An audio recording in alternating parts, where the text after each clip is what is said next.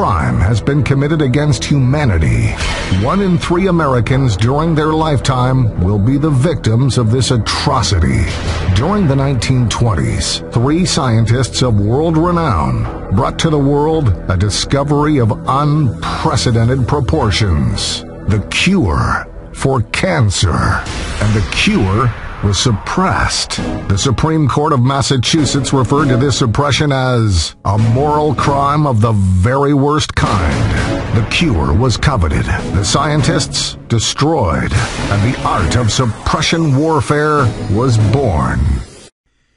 Okay, I'm going to go out on a limb because we're going to be discussing cancer, because it does have relevance with respect to the scientists that we'll be discussing today from a historical perspective at the very least, because that particular pathology represents the focal point of their investigation. So as a function of citing the historical record, having a free speech right to engage in this discussion, let me start by asking this question, and I'd like to preface it with a statement, which is, America wins wars. Okay? Period. From the Revolutionary War all the way to the War on Terror, the American military, they know how to win wars. You can say whatever you want about America, but America's fighting forces, they're fearsome. Okay, it's a culture of victory. But there was one war in particular that we fought. We didn't do so well in. It was a war maybe against the medical industrial complex. It was a scientific war of sorts, declared on cancer by guess who? President Nixon, right? In 1971, you remember the National Cancer Act of 1971. So here's the question, because I'm just curious, how's that war working for us? If we really want to take a serious look at it and assess it, we just need to count the bodies on the battlefield. And yet, we're constantly being bombarded with these media stories about progress in the war on cancer, new drugs, technological advances, breakthroughs of one sort or another. They always talk about it being right around the corner, and to me it's interesting because it never seems to come. And really the rhetoric hasn't changed since 71. If you want the true story on mortality rates from cancer in the United States, just go look at the government's own statistical abstracts. It's outlined in the vital statistics of the United States. You try finding a medical reference or a journal article or a newspaper article that actually will cite the raw data, it's not going to happen. Because it says one thing: more and more people are dying of cancer all the time, and nothing's slowing the increase. Not early detection, not screenings and so forth. And if you really want evidence of that, we're pushing 600,000 for 2011. You want to talk about war? You've got more Americans dying of cancer in the next 24 months than have perished in every war the nation has ever fought. And I know there are people out there, the naysayers, who'll say, "Come on, Dwayne, quit being a pessimist. Things are bound to change and improve over the next decade, right?" Well, if you're asking me, if you want to know what I think about the next decade, I think cancer over the next decade is likely to replace heart disease as the leading cause of death in the United States. And these aren't my figures. This stuff's straight out of the National Cancer Institute and the CDC. There was one researcher, and I wish I could remember his name. He summed it up perfectly, I thought. He said that it's as if one World Trade Center tower were collapsing on our society every single day. So why aren't we winning this war on cancer? Some people blame it on their doctors. I certainly don't think it's their fault. I talk to more and more medical doctors all the time that will openly admit that we're dealing with a sort of dysfunctional cancer culture. And it's a culture that's tied to politics. It's tied to money. So follow my logic on this for a minute. Some of the alleged cures for cancer and a host of other diseases over the years have been non-synthetic.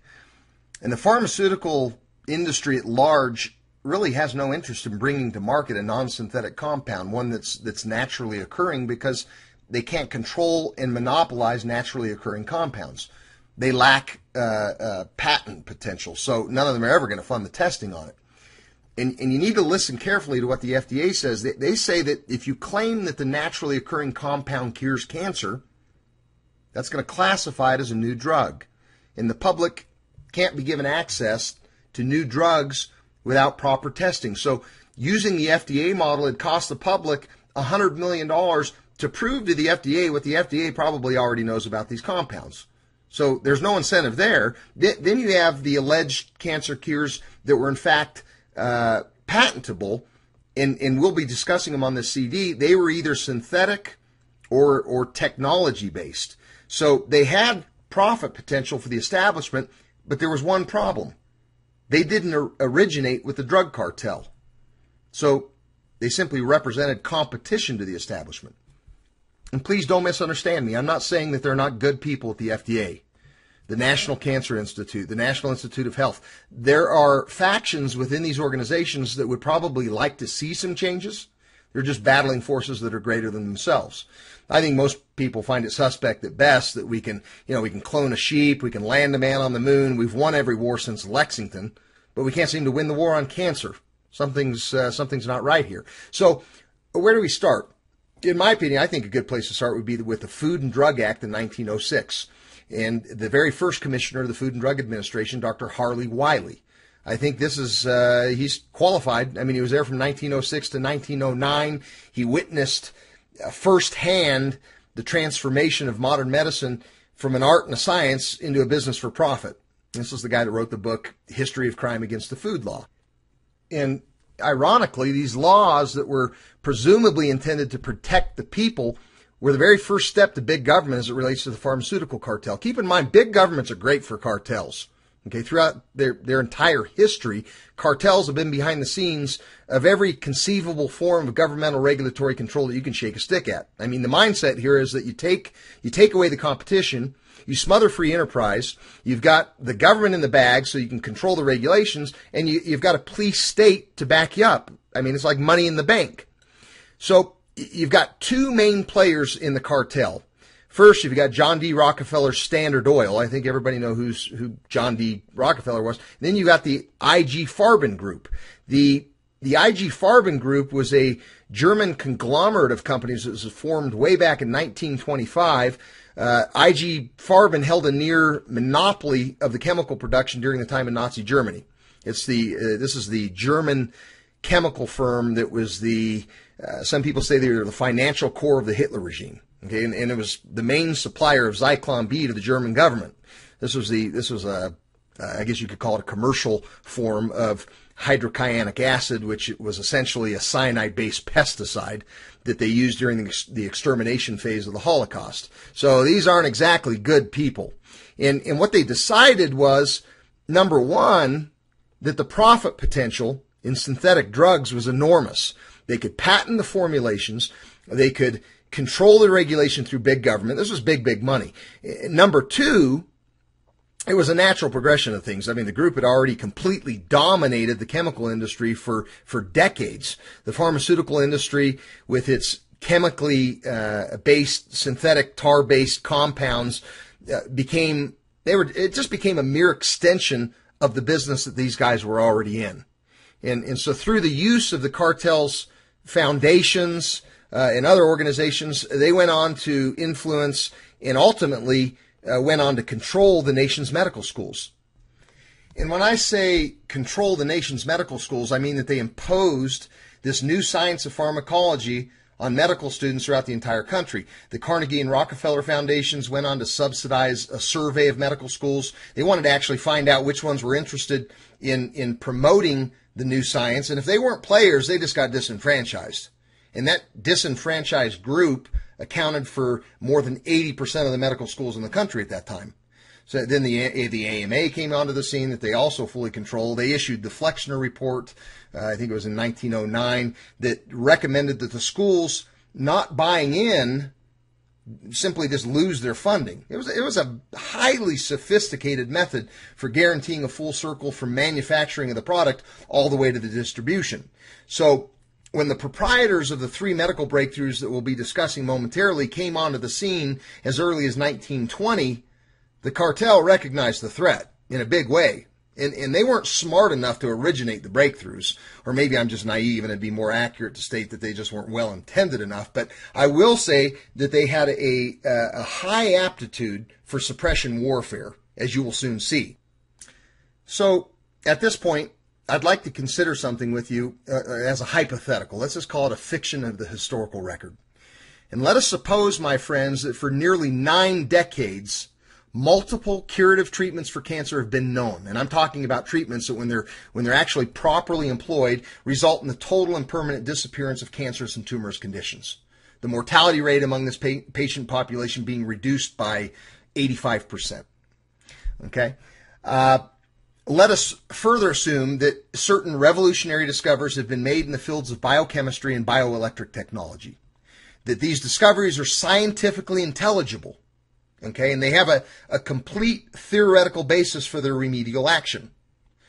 Let us accept that, as alleged, experiments with these technologies have been going on for at least 90 years in the United States, Canada, South Africa, Europe, South America, and with striking success, I might add.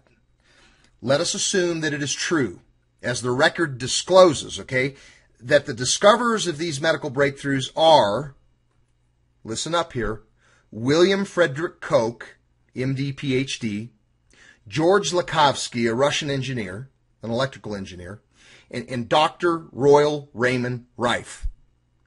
And that every single one of them and their collaborators always experienced the greatest difficulty in making these facts known to the public and to the medical profession.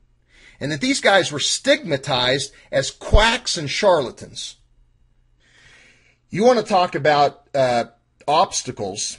How about trickery? How about violence? How about monies expended? Every possible legal resource and device resorted to in order to suppress the knowledge and use of their discoveries and to suppress and discredit those who sought to use their discoveries in the treatment of disease. Okay? You have no idea how passionate I am about this subject. Let us further assume that it is true and provable, I might add, by court records, that this persecution stemmed from individuals and cliques within organized medicine and within the leading medical association of the United States. Why was it? What was it inspired by? How about greed? How about professional jealousy? After all, I mean, you've got to admit the revenues derived from the treatment of cancer were substantial. Okay, and that's the understatement of the year. Let us further assume that it is true, as alleged, that the various medical discoveries to one extent or another have been carried on to this day by men and women of integrity at great personal risk to themselves and their families, largely in part because they mistakenly assume that they can somehow skirt around the laws. I mean, these were laws that were set in motion by the government itself and somehow utilized technologies with the intent of mitigating what we really have to consider as copyrighted diseases. I mean, Delta may utilize certain aspects of these technologies, but the idea that we would do so with the intent of specifically treating disease is out of the question. I mean, there are better ways to commit suicide, okay? Our model legally navigates around this dilemma, and I'll talk about that a little later. Sorry for the tangent. I just wanted to make that clear, but let's return to our examination of the historical record, this exercise in free speech, if you will. And let us assume that the general use of these technologies in the proper manner could essentially eradicate cancer, which, in my opinion, the current medical practice does little more than alleviate. And that it is true that medical professionals that are actually familiar with the facts believe that this suppression and this persecution is a disgrace and a crime against humanity and against science. Now, you know, we could probably go on and on reciting this pseudo-legalistic jargon, but what I'd actually like to do is I'd like to sort of outline the work of these great minds. And I'll start with the work of Dr. William Koch, a professor of histology and biochemistry at Wayne State University. Now, I've spent half my life studying the work of this man, both from a scientific perspective and from a historical perspective as well. I was working in metallurgical science at the time, and one of the compounds that we were using to crack molecular bonds in a variety of pyritic oxides was a compound that I later discovered was originally used by Koch in a different state of preparation to cure a variety of diseases, including cancer. So let's see what the cartel had to say about Koch. Why would they be interested in this guy? Well, let's take a look at his pedigree. Because William Frederick Koch was the nephew of the famous German bacteriologist Robert Koch. Does that name sound familiar? This is the guy that won the Nobel Prize. This is the guy that identified the tuberculosis virus and won the Nobel Prize. Well, the nephew, William, was a biomedical genius. This is the guy that William Hell the head of the Dow Chemical Company, said was the greatest biochemist the world had ever seen. That he was 100 years ahead of his profession, so much so that his profession couldn't even comprehend his work.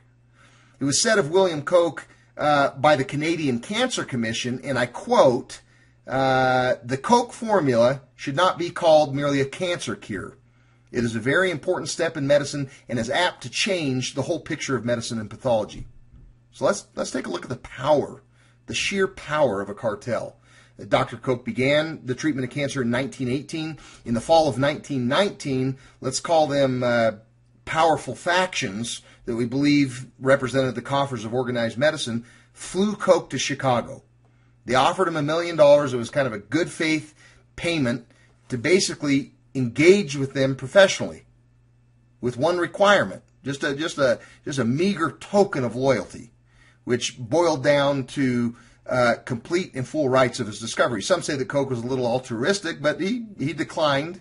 He declined, and they parted ways. As you can imagine, the success of Koch actually spread very rapidly, and he soon discovered interest existing in the United States at that time that didn't welcome cures for cancer. This guy was constantly contending with the opposition. It's in the congressional record. He had 2 innocent verdicts in the court trials in the 1940s. 2 innocent verdicts. Okay, that in and of itself is pretty impressive, because it's difficult to get innocent verdicts in a court system that generally rules in favor of the prosecuting agency. So how did he do it? Well, his attorney stacked the witness stand, okay, with patient after patient after patient cured by his antitoxins. Then you bring in the top, most reputable chemist in the country into the courtroom as your expert witness. And you discredit the so-called expert witnesses of the prosecution. And finally, you hope for a moral judge. Well, he was lucky with respect to the latter, because Justice Pierce of the Supreme Court of Massachusetts, I mean, he had this guy just utterly denounced this opposition to the use of Koch's treatment. And just let me quote this. He called it a moral crime of the very worst kind. A moral crime of the very worst kind. Okay, contrast that with 2 federal court trials, kind of an FDA, FTC tag team. You had the Federal Trade Commission hearings that were going on all over the country with the expenditure of several millions of dollars of the taxpayers' money. And every single time they brought charges against Koch, they were proved false. I mean, on the one hand, you have the government providing expert witness, so-called expert witness, that the antitoxins were nothing more than distilled water, and that the compound that Koch claimed to invent didn't even exist.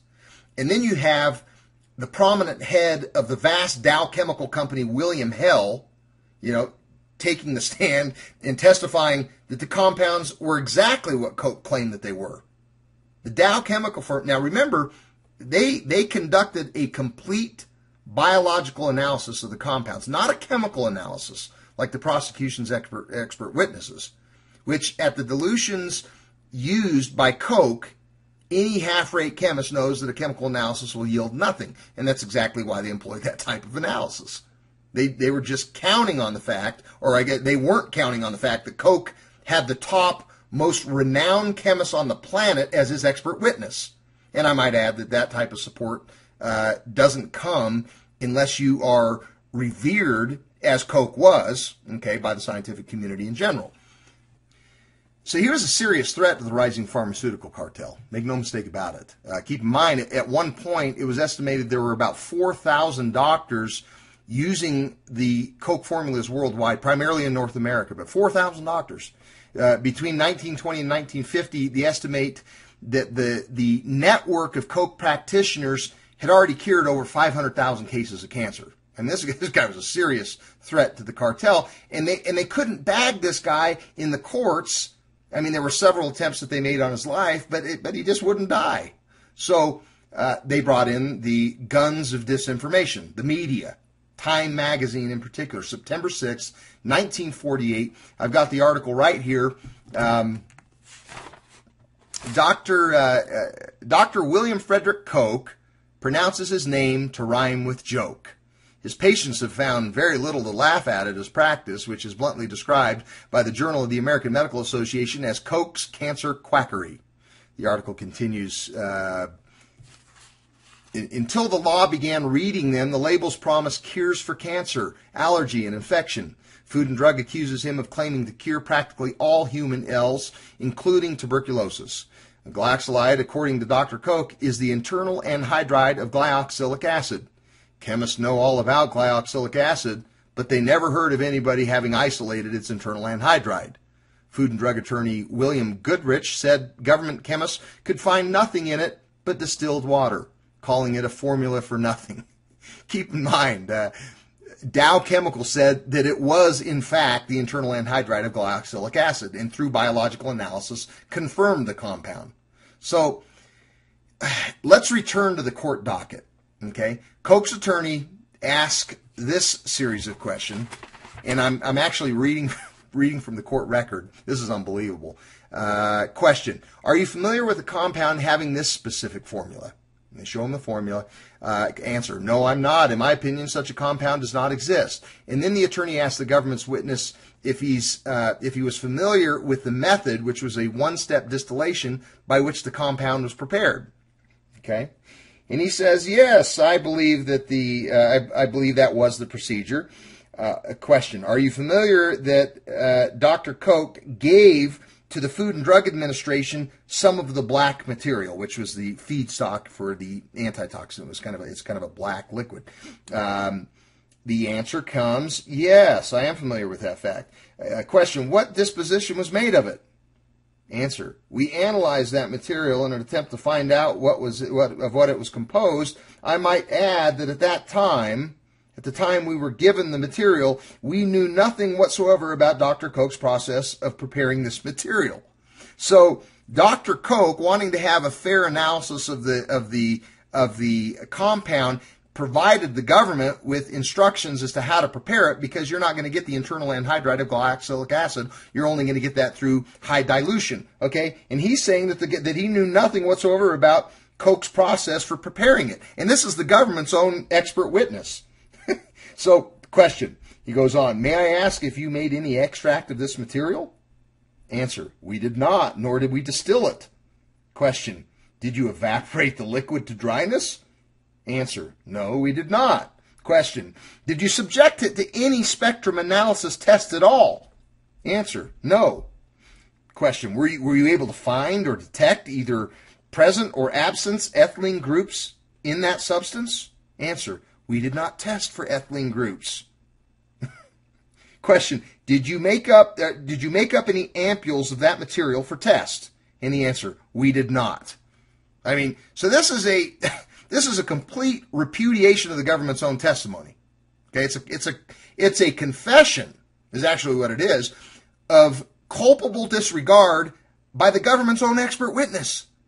So it's no surprise why the jury found Koch innocent when the government refused to disclose the process of actually preparing the compound to their own chemist. Oh boy. They didn't stop there. They continued to just continued to hound him. And eventually he was driven into, I guess you could say he was driven into exile in Brazil, where he later died. But, what William Koch postulated and later proved was extraordinary, which was that cancer was caused by a toxin secreted by a microorganism. Okay, and you're going to see this theme repeat as we discuss the other scientists, the great minds that we're going to consider here momentarily. That the effect of this toxin resulted in the impairment of the oxidative mechanisms of the cell.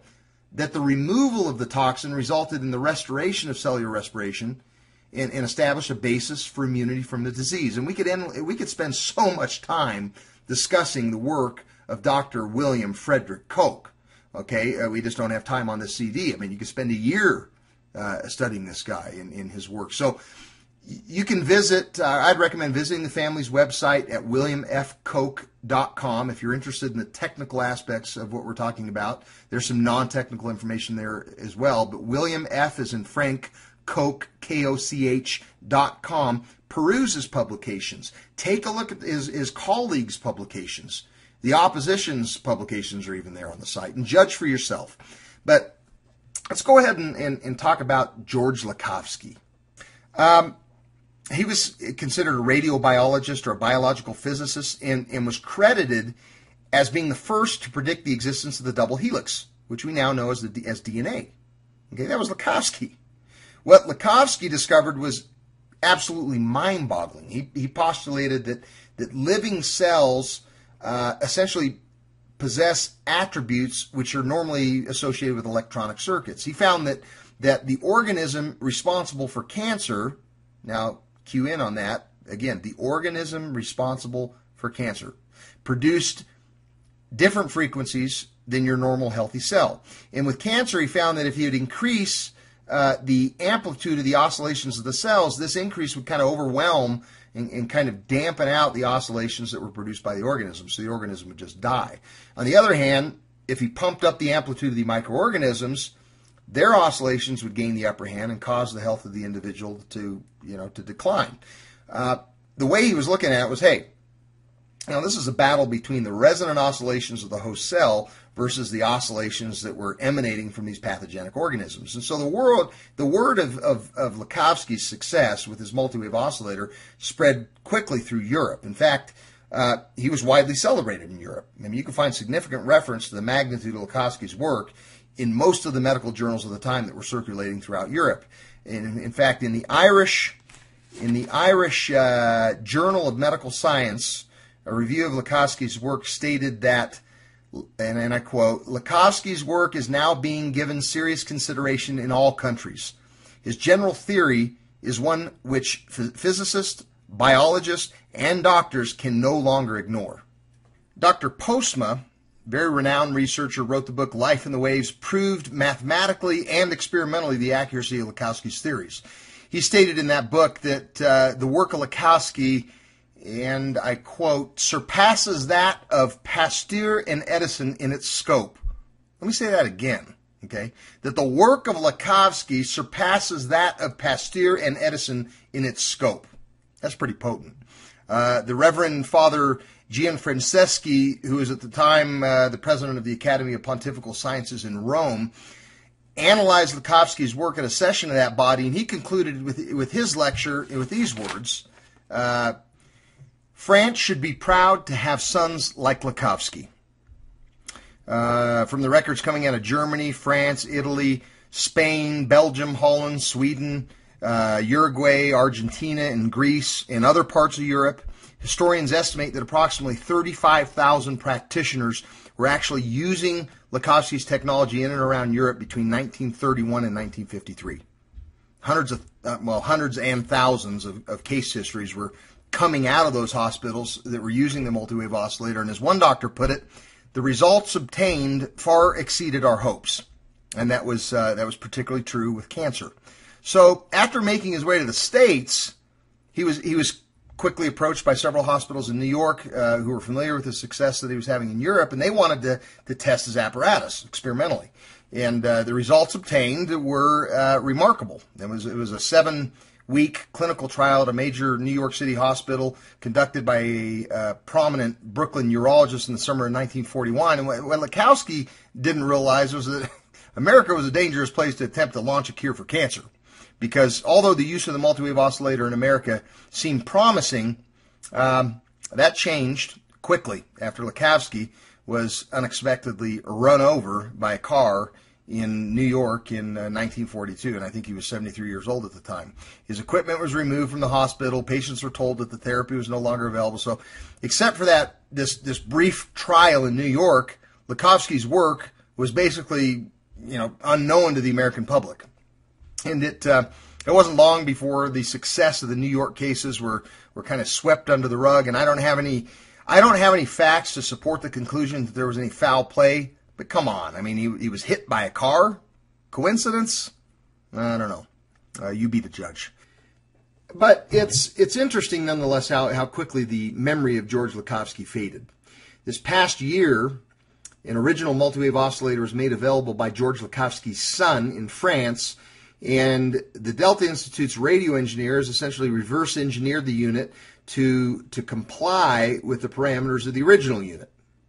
Very exciting. And again, the Delta Institute utilizes the technology for issues of bioelectric depletion exclusively, and it's not in the business of addressing specific pathologies. Then we have Dr. Royal Rife, okay, curing cancer, curing several other types of diseases. And his research was destroyed. Surprise, surprise. His associates harassed and or killed. Rife was arguably one of the most brilliant scientists ever to walk the planet. 14 awards from government for his research. He was given an honorary medical degree from the University of Heidelberg. And the thing about Rife, if the technology didn't exist, he just invented it. And he was financed by millionaires like Henry Timken of Timken Bearing. So he basically had a blank check, and he had the liberty of directing some of those resources into constructing a highly sophisticated lab. He went on to invent what was called the universal microscope, which was featured alongside the electron microscope by the Smithsonian Institute in Europe. This thing had some 5,682 parts, and it was capable of seeing matter that was smaller than a wave of light, which even today they say is impossible. Rife was actually the first to see a live virus. Even today with the electron microscope, the virus that you're looking at, it's dead. Okay, it's bombarded with electrons. There's just nothing going on there. But with Rife, he could actually view the bacteria or virus as a live organism. And he was able to determine that each of the organisms emitted a distinct pattern of light. So he started experimenting with instruments that he invented that oscillated at the frequencies that he determined from the organisms. And what he discovered is that by playing back their own pattern of oscillation and then just slightly modifying it, he could destroy them without affecting the tissues around him. In other words, he could kill a particular virus or bacterium using light rays, using radio frequency assisted catalysis, really light rays that were absolutely harmless to the host animal, but very deadly to the microbe. Ultimately, Rife was able to, he actually isolated the virus or the filterable bacteria that caused cancer. There were actually two forms, one he named BX and the other BY. But Rife ended up hooking up with the famous Dr. Arthur Kendall of Northwestern University in culturing the filterable forms. And he was able to selectively destroy the organism and spent the next several years just kind of tweaking the technology, perfecting it. By this time, it'd be safe to say he was on the newspaper of every newspaper in the country. Okay, so when Rife eventually went public, the University of Southern California, they came in, they sponsored a special medical research team to conduct the initial clinical trials. And guess what? 16 out of 16 terminally ill cancer patients that participated in that trial were cured of cancer. 100% cure rate in 130 days. Wow. End of cancer in America, right? Wrong. Does the name Morris Fishbein ring a bell? It should. This is the same guy that destroyed William Koch. And as soon as the news of the USC trials hit the airwaves, old Fishbein hopped onto the train from Chicago. He comes to visit Rife in San Diego. The media gets a hold. They get involved, and Rife ends up on the front page of the San Diego Tribune. Now, I actually had the opportunity to fly down and meet with Rife's original machinist, or one of his original machinists. Brilliant man in his own right. And I spent the entire day at his home perusing the 5 file cabinets full of Rife memorabilia. You know, newspaper articles, Smithsonian reports. I held an original Rife microscope. I've actually seen some of the original equipment, okay? And yet, you'd be hard-pressed to find any reference whatsoever to Rife. In history books, you contact a newspaper for a specific date or a story, and they'll probably tell you that it's the one that happens to be missing from their archives. It's as if Rife and his work have been utterly expunged from history, period. Okay, his microscope didn't exist. His instruments did not exist. His research did not exist. The man himself did not exist. Okay? The cartel, through the using the AMA as a front, I mean, they wanted complete control of the technology. And the cartel, adhering to this very effective mode of operation, had specific drug companies press for more proof, you know, before allowing the instruments to be used. Remember that when a medical device wants FDA approval, each and every time, this happens, every single use of the instrument has to be evaluated at a cost of $100 million over the period of maybe 10, 12 years. So keep in mind that Rife, he had built the microscope and the instruments, and he had already been working on this stuff for decades, studying and destroying microbes, all before 1930. From 1934 to 1939, doctors all over America were using Rife machines. They were curing disease all over the country. And all over America, doctors were being pressured to stop the practice. Offices were being broken into, their machines were being confiscated, and all with the backing of the AMA. Indirectly, but, an engineer working with Rife, with the backing of the AMA, filed suit against Rife. And this really, a lot of people believe this was the beginning of the end for Rife. The court battles are just unending. They just wore him down. They wore him out completely. And the more depressed he got, the heavier he drank. And then came the completely unexpected, the terrifying conclusion: his microscope was stolen. And soon afterwards, his laboratory went up in flames, and his records and his research burnt entirely. But the Burnett lab in New Jersey, where Rife's work was actually being independently validated, burned to the ground. So Dr. Milbank Johnson, a supporter of Rife and one of the people that had actually worked to validate Rife's research, was poisoned. Dr. Nemes, who was duplicating Rife's work just about 40 miles down the road from Rife's own lab, he was killed in a mysterious fire that consumed his lab and his research papers. So Rife's closest associate was given a grant for $200,000. All of a sudden, he quickly disappears. People who worked with Rife suddenly denied knowing him. Rife just then sunk further and further into depression, alcoholism, and by 1940, Rife's work had been wiped out entirely.